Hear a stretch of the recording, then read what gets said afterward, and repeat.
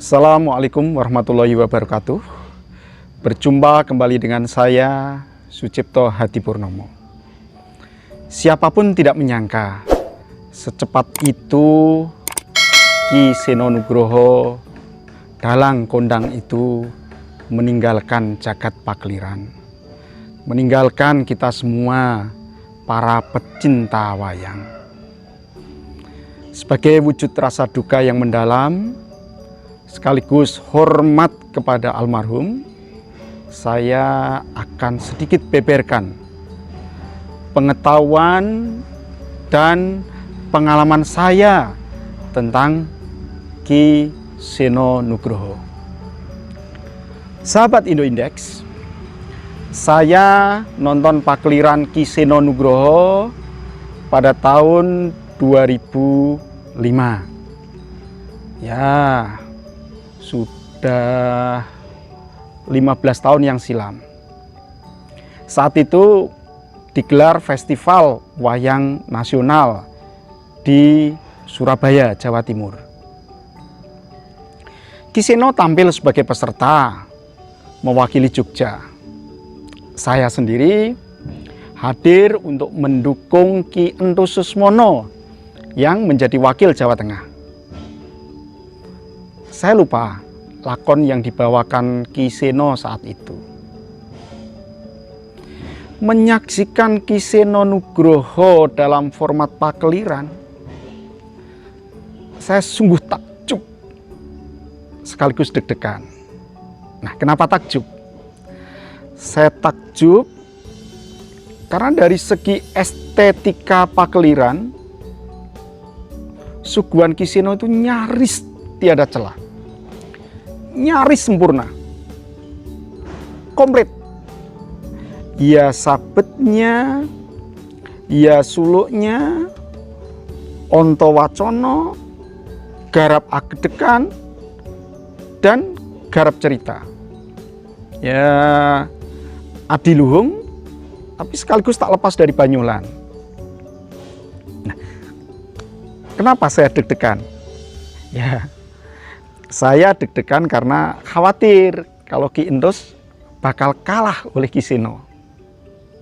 Ya, maklum, saya kan turut memberikan masukan untuk sajian Ki Entus. Padahal Ki Entus yang saat itu berpenampilan baik dan benar, itu istilah saya, itu tidak kalah memesonanya dari Ki Seno. Ya, akhirnya Dewan Juri memenangkan Ki Entus sebagai juara pertama.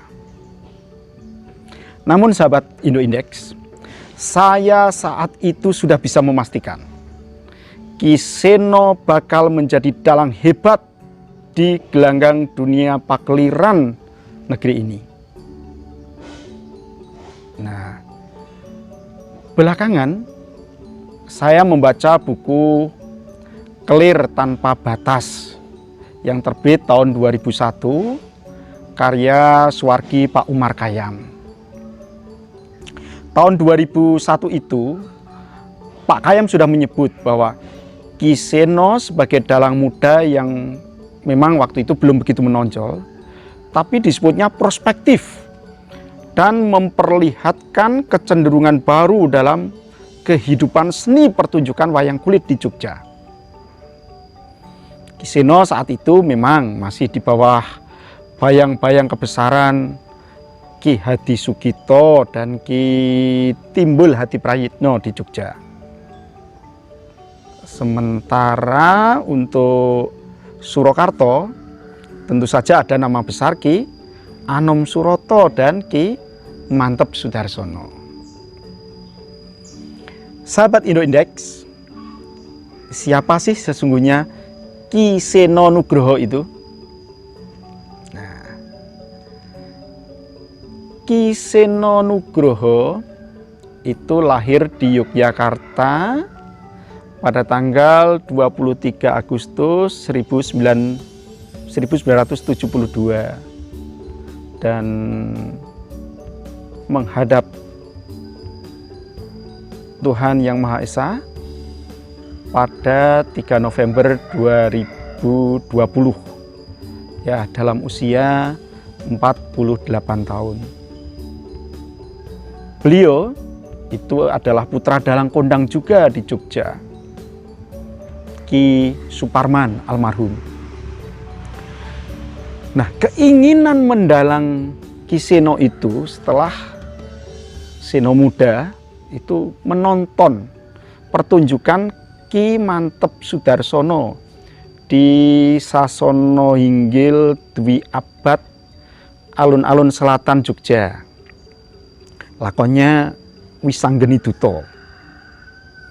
Nah, begitu menonton Ki Mantep, dalam hati ia berkata, aku kudu bisa kaya Ki Mantep. Nah, makanya esok harinya setelah melihat pementasan itu, Seno minta digelarkan kelir di rumah. Dan dia mulai berlatih sabetan ala Ki Mantep.